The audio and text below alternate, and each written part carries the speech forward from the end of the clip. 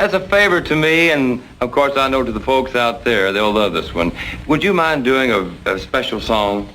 If you don't mind me doing my favorite.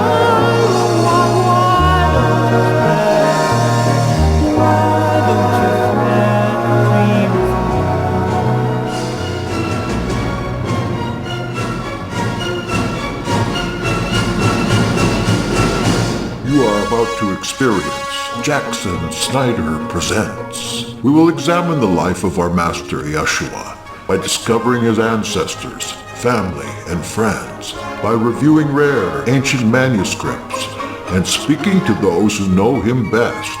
From the Vero Essene Yahad, now experience, Jackson Snyder presents.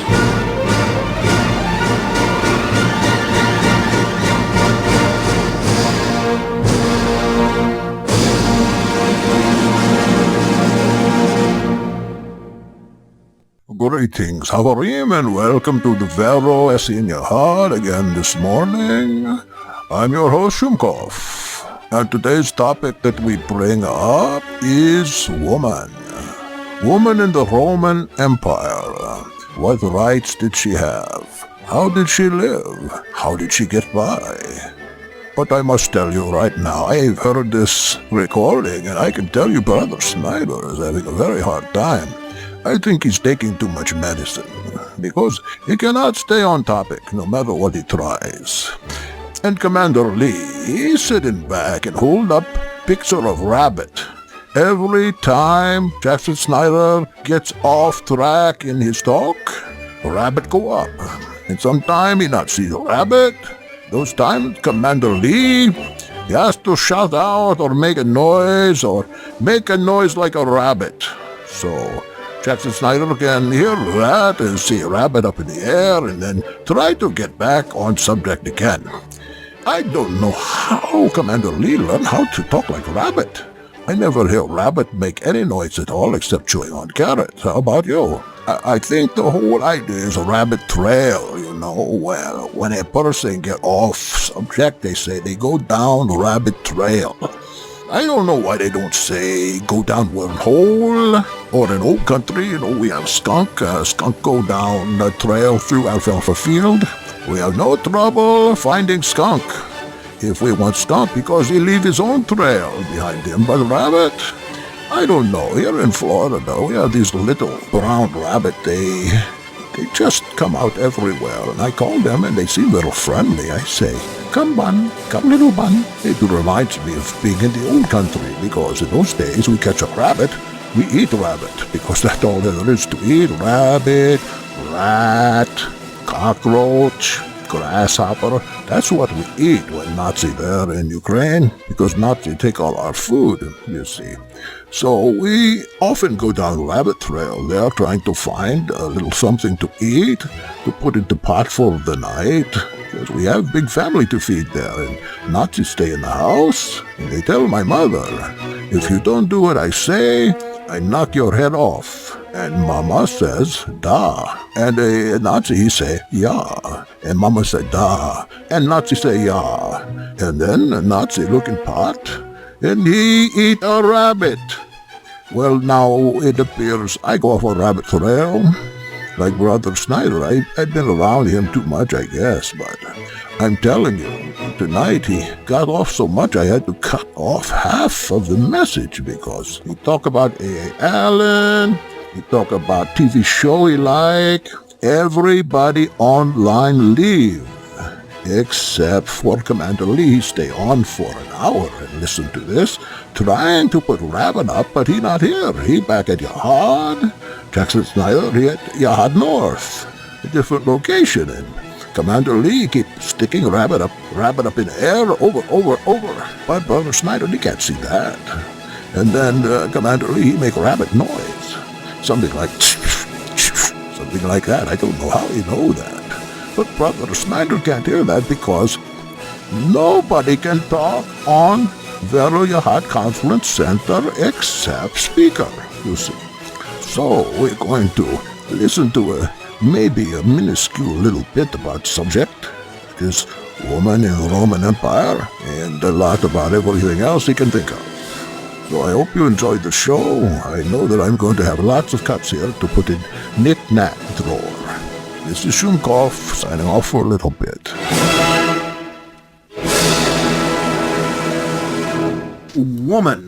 Woman. We're talking about woman in the first century. I understand from being at the Baptist church tonight with one of the choir members that they're watching a show on Comcast called AD. It's the story of life in Palestine in the first century. And evidently it's very realistic, and the people at the church that are watching this are beginning to appreciate the things that I tell them about the history of the first century, that it's not like little donkeys and lambs and doggies and children in the manger and lots of people doing religious things. It's not like that. The place was horrible, and evidently this AD program shows the truth about it, and afterwards they have interviews with some of the producers, and they asked the producers, where did you get your material for this? Because this is not lining up with the New Testament necessarily. All right, in the New Testament, persecution is just a word. But when it comes to what really happened there, and not in Palestine only, though that might have been about the worst place, but in Rome. Rome was in a civil war at the same time Jerusalem was burning, Rome was burning. And Rome was a place where any aberration from religion was not tolerated, a place where slaves made up 40% of the population.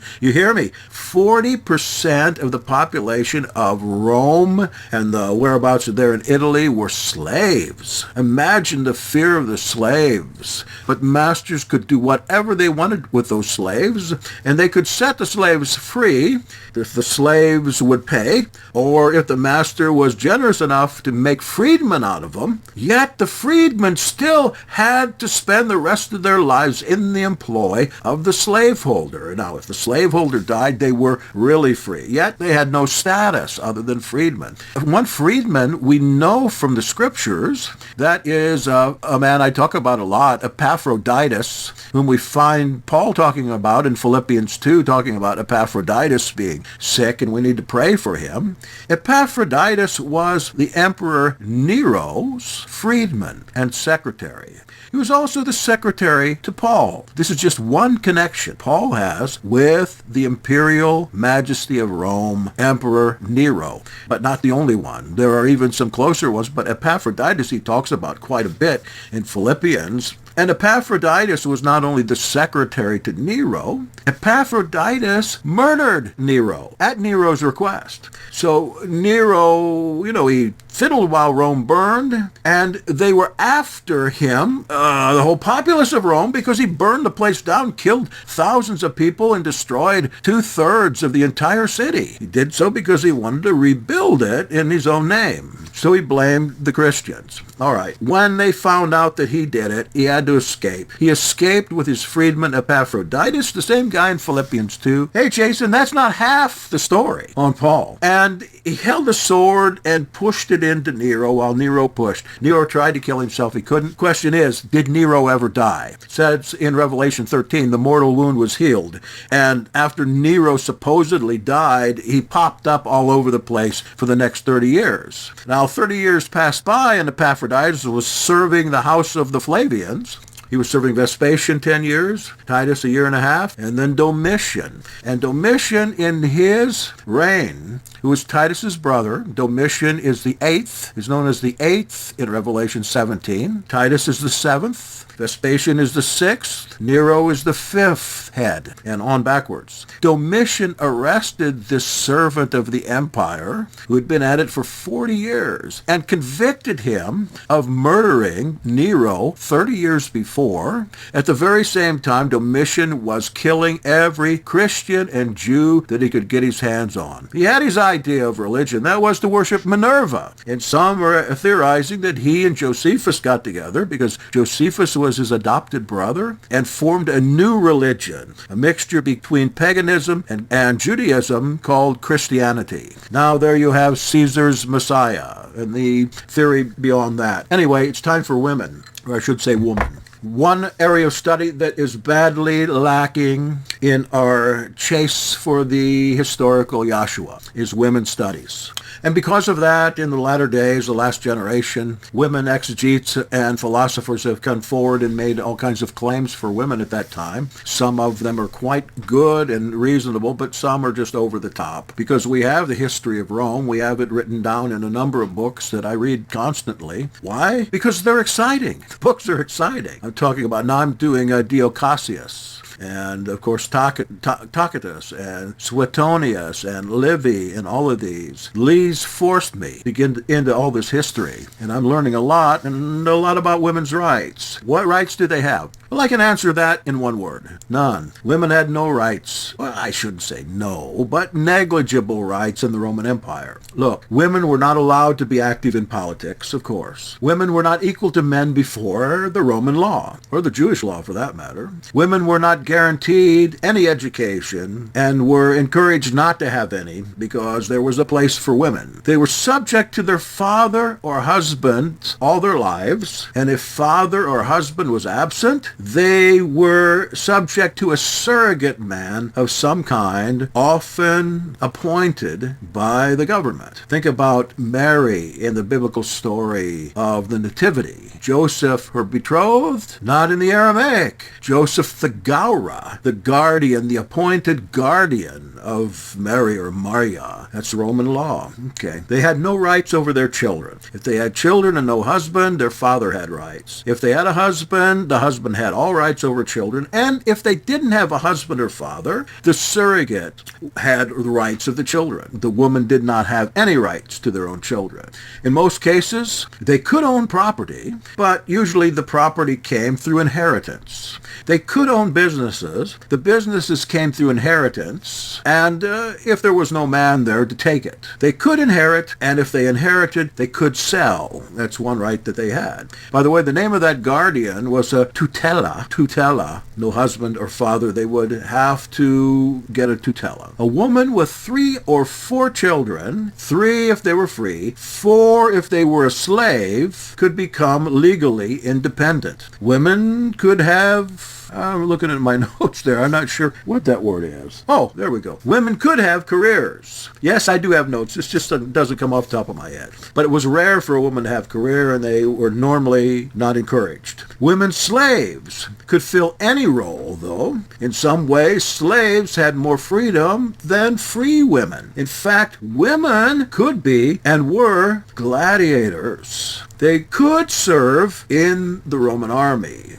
They could take the place of men in occupations that you would think only a man would do if they were a slave and if they were put to that. So a master could make from his slaves in the house a house full of gladiators and put them out in the arena if they wanted to and bet on them. And the women would have no choice but to pick up the sword or fight the wild beast. If you wanted to get rid of a bad woman slave, that was the way to do it. Put her in the arena as a gladiator and set her up against 3 lions. Wealthy widows could be independent, or what was preferred was that their wealth be turned over to a man and that they go into the priesthood. Of course, there were many mystery religions at that time, and some of those, the foreign ones, like the worship of Dionysius, Diana, Hecate, and Isis, had women priests. So Rome also had the Vestal Virgins, which was a priesthood. Their job was to keep a fire going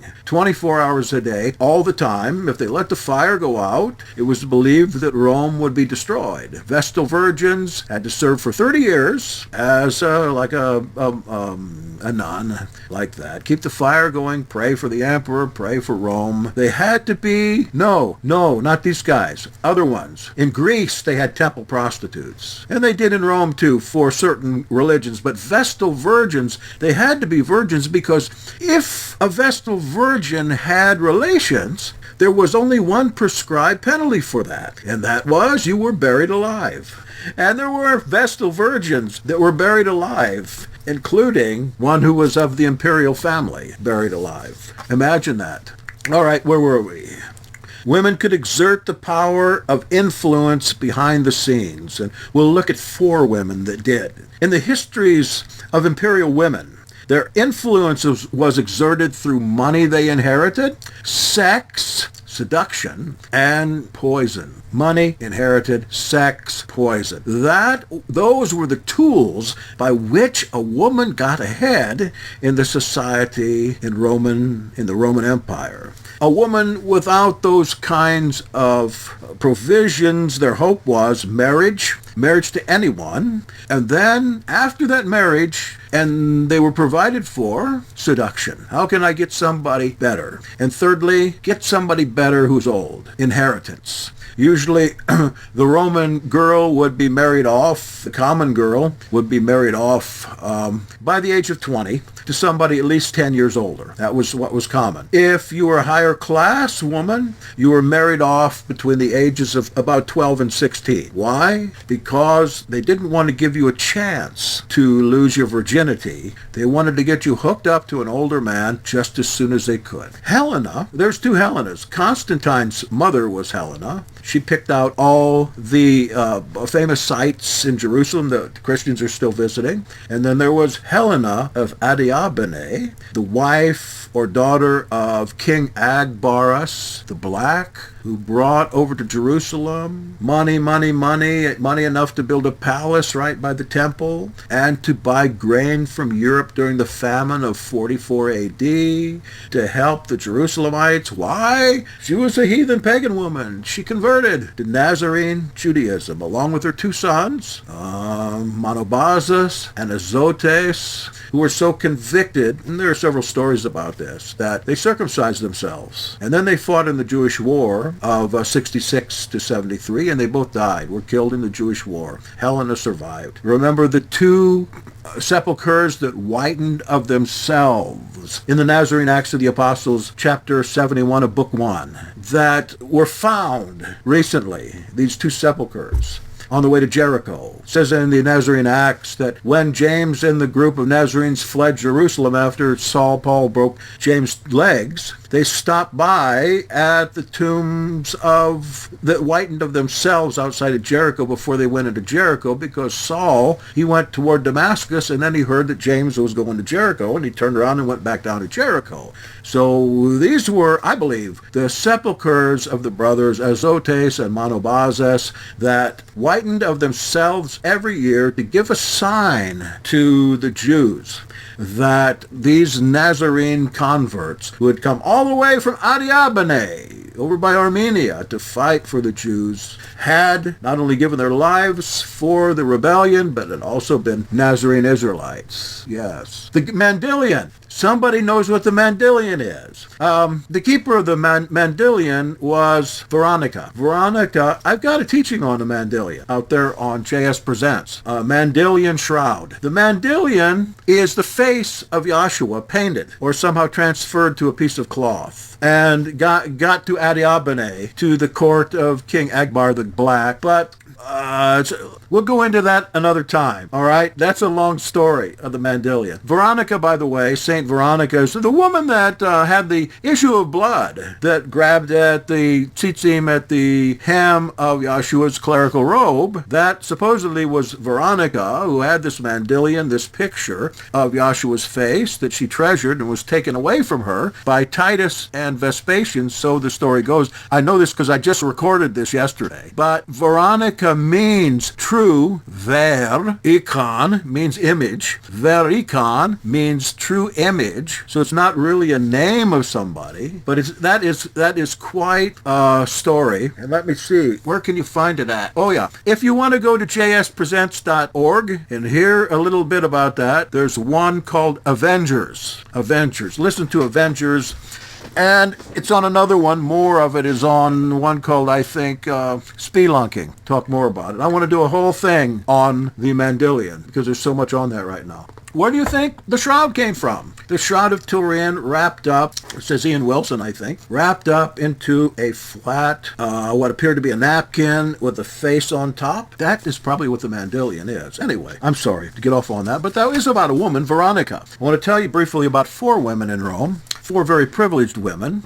One is Julia Augusta. Julia was the oldest daughter of Caesar Augustus that we read about in the Gospels. Augustus ruled, I don't know, till 14 AD when he finally died. He ruled for 50 years. His oldest daughter, Julia, was expected by Augustus to be, Augustus, by the way, is Octavian, is his real name. They called him Augustus. Augustus in Latin means Savior. It means the same thing as Christos does in Greek, Savior or Anointed One. So Augustus, Christos, Krishna, the Anointed One, Moshiach, they all mean about the same thing.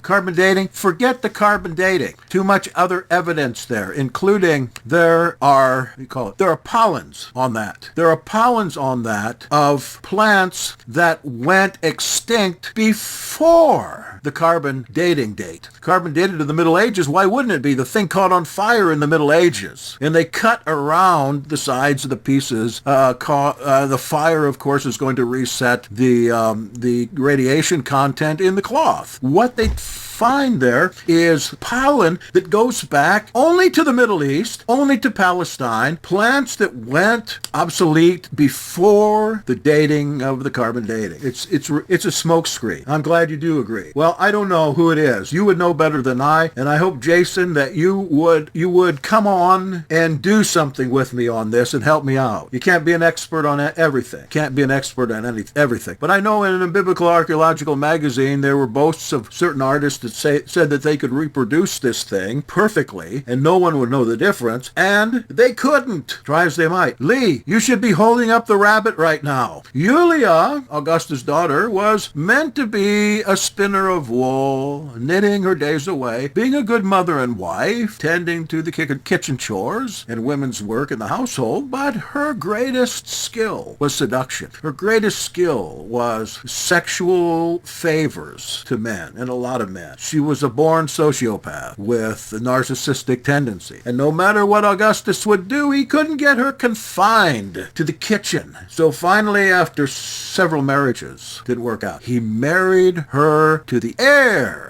of his throne, Tiberius. Of course, Tiberius was already married to a common woman whom he loved. But because of Augustus' pressure, and especially because of his mother, Livy, Tiberius caved in. He dumped the woman that he loved desperately, and he married Julia. He'd already been married several times and had more affairs than you can count on your 6 toes. So what happened was, Tiberius went crazy with the whole thing. Augustus took Julia, a person that would have had extreme ability to rise to some type of worth in the Roman Empire, unlike most women, and sent Julia to, what's the name of the island? Pandateria. This is where you sent royals from Imperial Rome to starve to death. Pandateria, a little tiny island with nothing on it but a shed. So she goes to Pandateria, and she's able to survive there somehow on her own, and finally Augustus sends men to kill her. She was going to be the empress through Tiberius, the wretched pervert that he was, but she ended up on a deserted island, starving to death and finally murdered, when she could have had everything. Julia Augustus. Or Augusta. The next one I'm going to talk about is Pomponia Graecina, or Graecina, a general that subdued Britain under the Emperor Claudius. His name was Aulus Plotinus. Aulus Plotinus, one of the things he encountered in Britain were Druids, and he was fighting Druids. The funny thing about the Druids, when they finally lost, and the Druid king and the leaders of the tribes were arrested and captured and brought back to Rome, they gave such a great speech before the Senate that their lives were spared, and Claudius put them up for life in palaces. I'm talking about Arvigarus, the general. I think he means Caractacus or Caradoc, the general. Arvigarus was his brother. You're listening to Jackson Snyder Presents on Hebrew Nation Radio. We'll be right back after these important announcements. You know my name. Look up in the mud. You know my name. Look up in the mud. You know my name. You. Jackson Snyder Presents is sponsored by Vero Essin Yahad, a biblical literature think tank headquartered in Vero Beach, Florida. Vero Yahad provides new translations, online seminars, rare books and research work connected with the Zadokite movement, the Dead Sea Scrolls, and the New Testament. Free lectures, lecture recordings, and literature are posted at www.veroyahad.org. That's VEROYAHAD.org. Contact me, your host, Jackson Snyder, by email at veroyahad@gmail.com or catch us all on Facebook. The funny thing about the Druids, when they finally lost, and the Druid king and the leaders of the tribes were captured and brought back to Rome, they gave such a great speech before the Senate that their lives were spared, and Claudius put them up for life in palaces. King Bran, the king of the Silurian Druids, and the two children, Linus and Gladys Eugenie. Gladys means prince. Eugenie was her name. They were brought down, this is important, they were brought down to Rome by Claudius as prisoners, all of them. And Caractacus, or Caradoc, right, Jason? Caradoc. Caradoc gave such a speech before the Senate, before he was going to be executed in the arena, that Claudius, the emperor, pardoned him and gave him a huge stipend for him and his family to live on in 2 palaces. What does this have to do with anything? Well, there's this lady Eugenies, Gladys Eugenies. She's in the New Testament. You find her in 1 Timothy chapter 4, where Paul greets Eubulus, who is Aristobulus, a Herodian, his kinsman, his cousin, the husband of Salome, the woman who danced before Herod Antipas to get John the Baptist's head. That's Eubulus, by the way. We know who these people are. And Linus and Claudia. The old emperor Claudius, who was drunk most of the time and died eating a poison mushroom, fell in love with Gladys Eugenies, the princess of the Druids. He renamed her. He had every right to adopt her, which he did, despite the fact that she had a father there, Caractacus. He changed her name to Claudia. This is one of Paul's women. I didn't put her down. Changed her name to Claudia. So Paul greets Eubulus, that is Aristobulus III, the cousin of Herod Antipas and Paul's cousin, the husband of Salome, who danced for John's head. And he greets Linus, whose name is originally in the Silurian Druid language Lin. He was the prince of the Druids. He was going to be the next king of the Druids in Siluria, that's Wales. And Claudia, who is Gladys the princess, who Claudius adopted. Paul knows these people. They're believers. Look, Caractacus, King Bran, all these Druids that they brought down from Britain were Christians, but not Roman Christians. They were the same kind of Christians as Constantine, the emperor, was 200 years later. Arian Christians that had been influenced by the Chaldees, that is, the foreigners that came up from Israel after the death of Yeshua and Stephen to come up to Britain to be in exile and start evangelizing up there. They evangelized the Druids, and they won the Druids to the Nazarene faith. Lee knows all about this. He could give you a long lecture on it if he would. So now Claudius has got the Druids down here who are believers, and Paul knows them, and Paul is greeting them in 1 Timothy 4. And one of those, like I said, is Claudia, that had plenty of rights in Britain, because women had rights there. there. There were queens up there that, like, read about Queen Boudica sometime. She slaughtered 50,000 Roman troops in London. There were queens up there that had rights, but not in Rome. So we have Claudia Gladys. That's one of Paul's women. I didn't mean to get on her. I wanted to get into the Druid thing a little bit. That's all. Paul knew Druids. Agrippina. We'll talk about Agrippina for just a moment. You've heard of the Emperor Caligula. Caligula, he was the one before Claudius. He was a real young man. I guess this was in the 30s, about the time of the crucifixion. Right after that, I think Caligula came in there. His real name was Caius, but they call him Caligula because his father's name was Germanicus. He was a great, great general and a great man whom the Emperor Tiberius, his cousin, poisoned, leaving Agrippina, his wife, and his children, 3 children, orphans. Tiberius was afraid that Germanicus would come back and take over the empire. Out of that crew, Caius, the son of Germanicus, became the emperor after he put the pillow on the aged Tiberius's face on the Isle of Capri, and he breathed his last, and the man was mad. The boy was a great boy. He was a boy general, but when he got into the empire, I guess he'd been drinking too much lead-lined water from those lead pipes in the palaces. Caius Caligula was a madman. By the way, Caligula means little boots in Latin, because when he was a boy, he was in the army camps with his father, Germanicus, up in Germania. Germania. You want to listen to the wars in Germania? You go to Tacitus, Germania. All these stories are free in audio online at LibriVox. They're exciting. They're great. Brother Snyder, I'm afraid I didn't find the Germania War all that exciting. It was dangerous for us. We hiding out down in the root cellar, eating cockroach. Grenade come in, grenade not blow up. It did, thank goodness. We lost our whole family that time. But I told you what these Germanians want to do to my mother is knock her head off. I don't like Roman that much, but I hope the Roman beat the Germanian to pieces.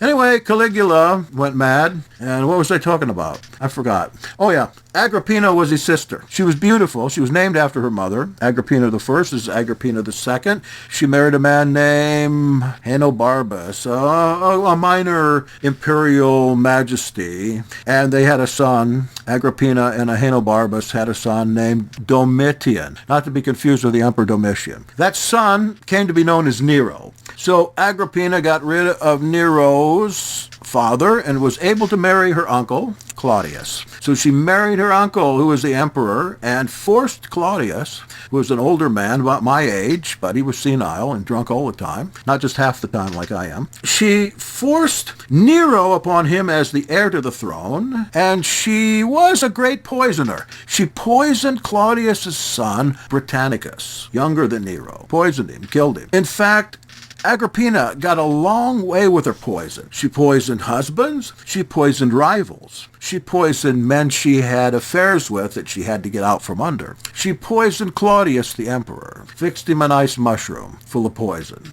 And finally she won out over the rivals for the throne of the empire with her son Nero, who was, I think, 17 when he came. Seneca was his guardian, the philosopher, the friend of Paul, who wrote back and forth to Paul, 7, 8, 9 letters.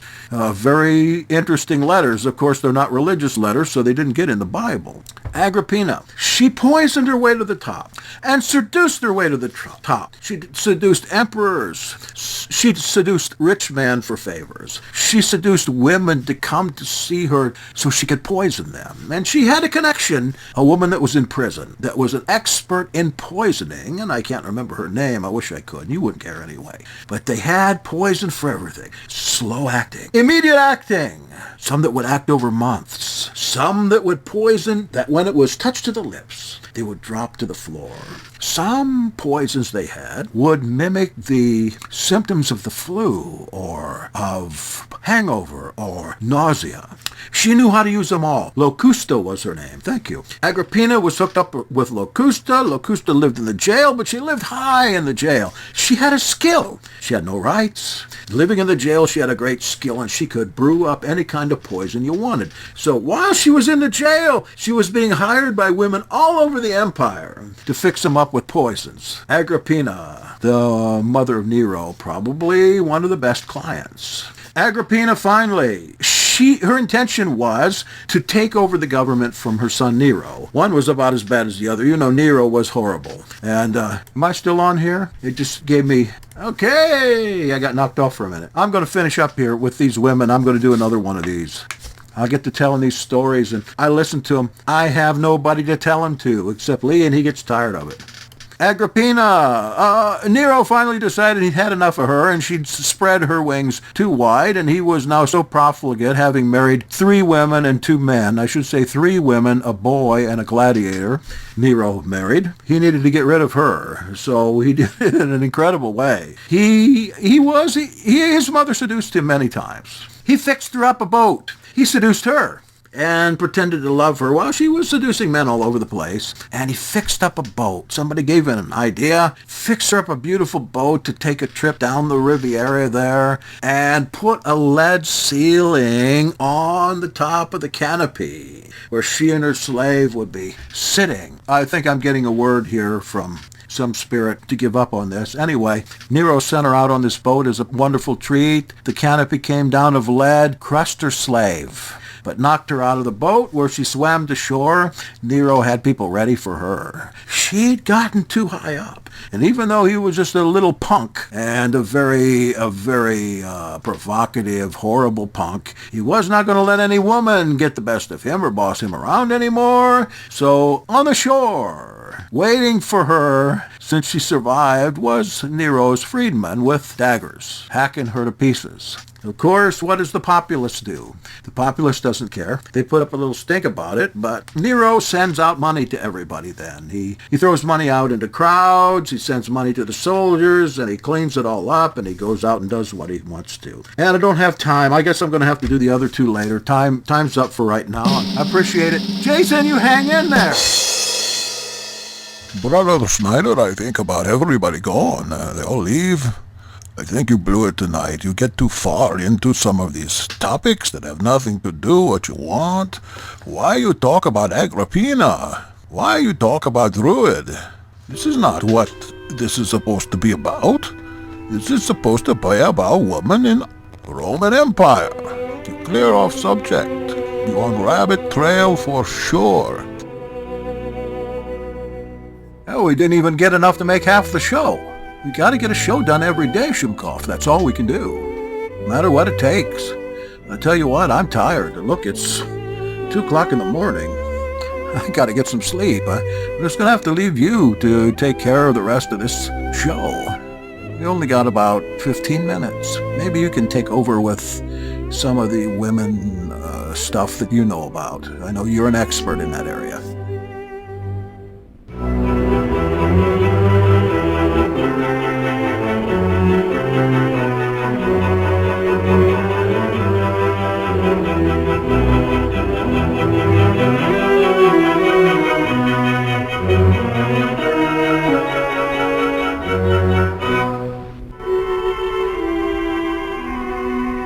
Brother Snyder went to lay down on air mattress on the other side of room. He's had it, and he leaves me here with his microphone to finish out. Fortunately, he's left his notes behind here on the women in Roman Empire. Let me look at them. Why, these are Paul's women. Yeah, I can read these notes pretty well. Maybe I'd be able to do a little bit on this right now and finish out this program tonight and give you something on the subject that we were trying to pursue in first place. Shall we then look at the 1 Corinthian 1:11? The year is 54 AD, just 1 year before Great Tribulation. thing happen. Paul writes in his letter, the report from Chloe's people. Now I plead with you, brethren, by the name of our Master Yahshua HaMashiach, that you all speak the same thing, and that there be no divisions among you, but that you be perfectly joined together in the same mind and in the same judgment. For it has been declared to me concerning you, my brethren, by those of Chloe's household. There's really no word there after Chloe's in the original language. Chloe's something. Chloe's people, Chloe's card club, Chloe's bowling team. That there are contentions among you. That is, hupoton Chloes, hoti erides, and humen esin. Now I say this, that each of you says, I am of Paul, or I am of Apollos, or I am of Cephas, or I am of Christos. Is Messiah divided? Was Paul crucified for you, or were you baptized in the name of Paul? I tell you, at this time it would be very rare to have a woman in charge of people or household like this, so perhaps like Brother Snyder said, she's a widow woman and she is a supporter of Paul, and we must even go as far as to acknowledge possibility that she holds slaves in household. This gives her a great deal of prominence being head of household. But was she a believer, or was it her people, the slaves, that were believing and bringing together this kind of report for Paul? Evidently in her household there was a meeting of some kind. Shall we call it a church meeting? We find that this happens in another place, that is in Colossians 4 and 15. We have a lady there called Nympha, who offered her house for a meeting, and this could possibly be the same thing here. Chloe having a household, a great place to meet. Houses at that time, they had a courtyard that was walled in and sealed in some of the finer houses, had a gate on it, and sometimes when they find these things, these courtyards have a mikvah or baptismal built right into them.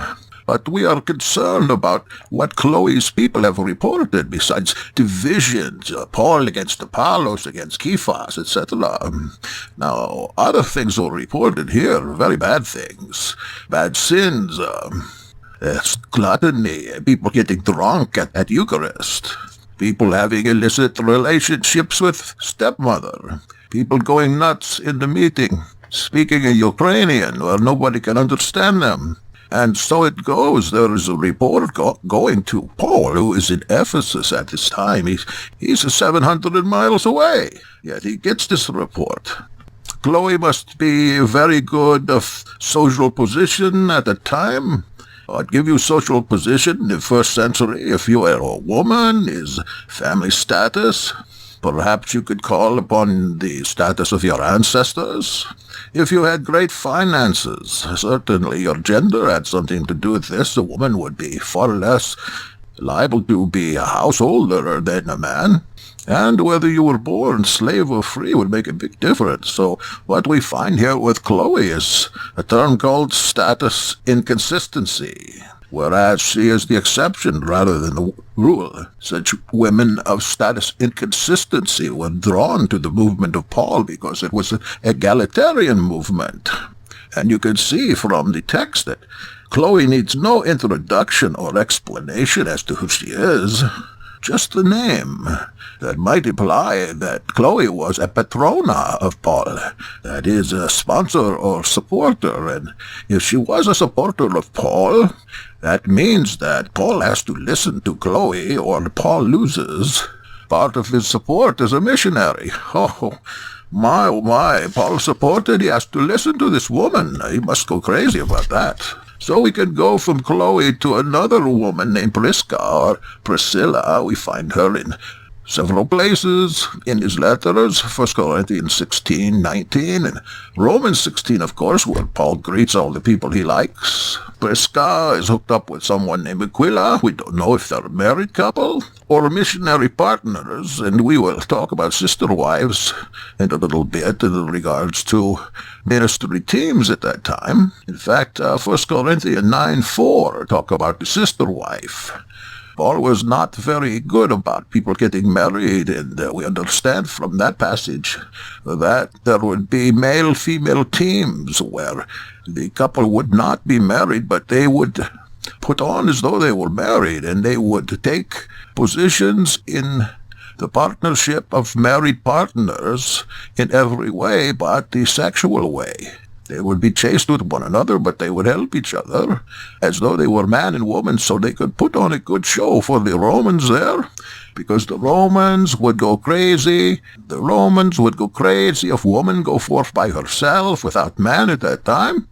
A woman had to have guardian, and so they come up with the concept of sister-wife. And not only man-woman, but also two women can be sister-wife too, as we find out in just a little bit. Clement of Alexandria, an early witness, talks about these things as spiritual marriage, a man and a woman coming together not for the purpose of procreating children, but for the purpose of ministry. We find that Priscilla and Aquila were co-workers with Paul, and that they had risked their necks. And he means that literally, because if you were caught up in this religion and arrested, you could very well be strangled or head chopped off, because this was strictly illegal in the Roman Empire to be worshipping dead man crucified by a Roman justice. I would think that it is a wonderful thing, though, that Priscilla and Chloe can step out into ministry, because any kind of initiative on the behalf of women at this time was deemed scandalous.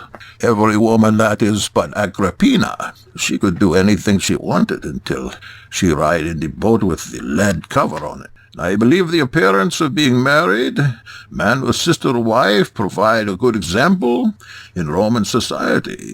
But household-based ministries of married people in homes, they were also scandalous. And women joining a religious movement of any kind without husband was scandalous and caused problems with the Roman authorities, as we find in 1 Peter 3, 1-6, where Peter, or whoever wrote that, says that you women, you submit to husband. Same thing with 1 Corinthians 7. You women keep hat on head, because without hat on head, you might wind up dead. We can't really trust what it says in Acts about Priscilla and Aquila, because Acts is not reliable historically, but if it were, we see Priscilla and Aquila, like Paul, traveling artisans, traveling to Corinth, Ephesus, and all around with Paul. And we also noticed that in this particular place, 1 Corinthians 16, Prisca is mentioned before Aquila. That has something certainly to do with status. Was Aquila a kept man? Was he a brother husband? Could well be. It takes us now to Philippians 4, and we have a sister-sister team, Euodia and Syntyche. There's a denotation there of a conflict with Paul. Paul actually calls for a mediator between them. Paul is always talking to these people about being of one mind and united in mind, but what Paul is really saying is, be united in my mind, women. I have my idea of how this should go, and you be united in my mind and be in oneness with what I tell you to do. He says that by saying, be of the same mind as the master. Talking about Christos, but remember Paul says, I no longer live, I'm dead, I have just an empty shell with spirit of dead Christ inside me. So, be of the same mind as the master means to be in the same mind as me. So there's possibly a struggle with Paul over some ministry decision here. And we have Euodia and Syntyche, two women, no man mentioned there, who are either having a fight, but more possibly they are backing the authority of Paul here. And Paul calls them out as two women leaders without male supervision, you see. So in the little bit of time left now, what we can see in this is that women in the movement of Paul had some authority and ability to go forth on their own, or to go forth with a token husband. But we find when we get to Timothy and Titus that such outright regard for women was reduced. Why, I suppose? Because Paul talks about men being deacons and elders and so forth, and women to keep your mouth shut. So the freedom for women was reduced undoubtedly for the sake of Greco-Roman propriety. We've got to keep up a good face here, my friends, or we risk our necks. Claudius will throw us out again, and if that little pooker Nero get in as emperor someday, he will give us very hard time. While he gets married 5 times, he give us hard time one day. Well, we're going to stop there now. I'm getting tired too, and going to go find my bed pretty soon. But I am so glad that we could at least get into this subject a little more. I cut off a lot of recording here about where Brother Snyder talking about every kind of thing, sword swallowers and comedians and A.A. Allen's tent meetings.